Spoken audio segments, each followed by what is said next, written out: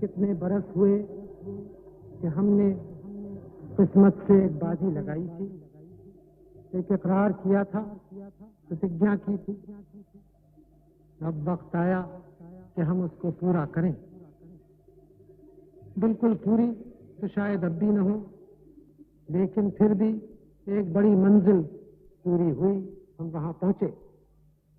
मुनासिब है कि ऐसे वक्त पहला काम हमारा ये हो कि हम एक पुरानी और एक नई प्रतिज्ञा फिर से हम करें, इकरार करें आइंदा हिंदुस्तान का और हिंदुस्तान के लोगों की खिदमत करने का।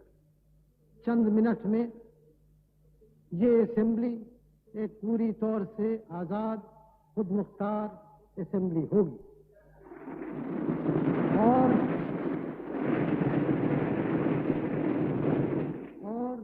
ये असेंबली नुमाइंदगी करेगी एक आजाद खुद मुख्तार मुल्क की। चुनाचे इसके ऊपर जबरदस्त जिम्मेदारियां आती हैं और अगर हम उन जिम्मेदारियों को पूरी तौर से महसूस न करें तब शायद हम अपना काम पूरी तौर से नहीं कर सकेंगे। इसलिए ये जरूरी हो जाता है कि हम ऐसे मौके पर पूरी तौर से सोच समझ के इसका इकरार करें।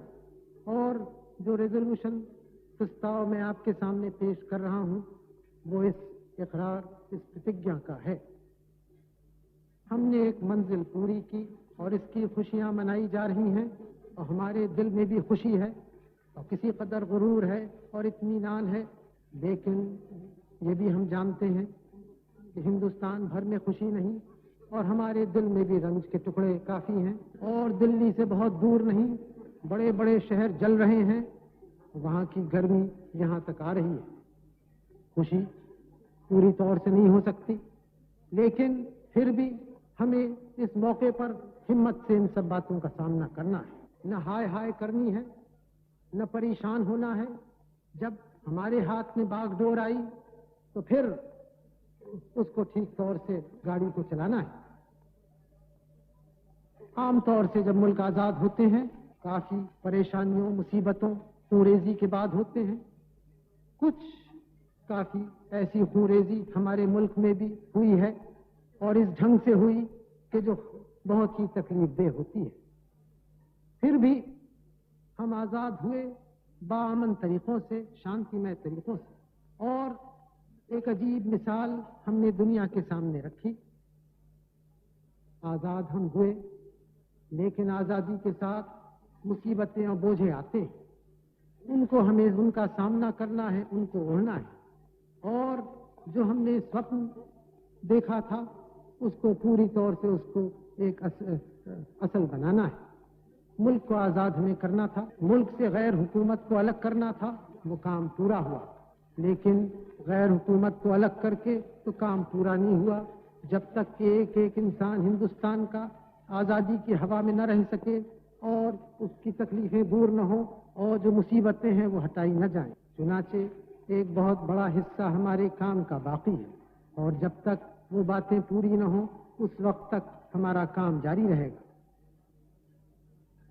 बड़े बड़े सवाल हमारे सामने हैं और उनके तरफ देख के कुछ दिल दहल सा जाता है, लेकिन फिर हिम्मत आती है सोच के कितने बड़े सवाल पुराने जमाने में हमने हल किए, तो क्या हम इन और सवालों से दब जाएंगे? ताकत और गुरूर कुछ हमारा अपना शख्सी और व्यक्तिगत नहीं है, लेकिन कुछ गुरूर है अपने मुल्क में, कुछ इत्मीनान है अपनी कौम की ताकत में, जिन लोगों ने इतनी मुसीबतें झेली, और इसलिए ये भी इत्मीनान होता है जो इस वक्त और परेशानियां और बोझे हैं उनको भी हम ओढ़ेंगे और उन सवालों को भी हल करेंगे। आखिर हिंदुस्तान में कैसा मुल्क है?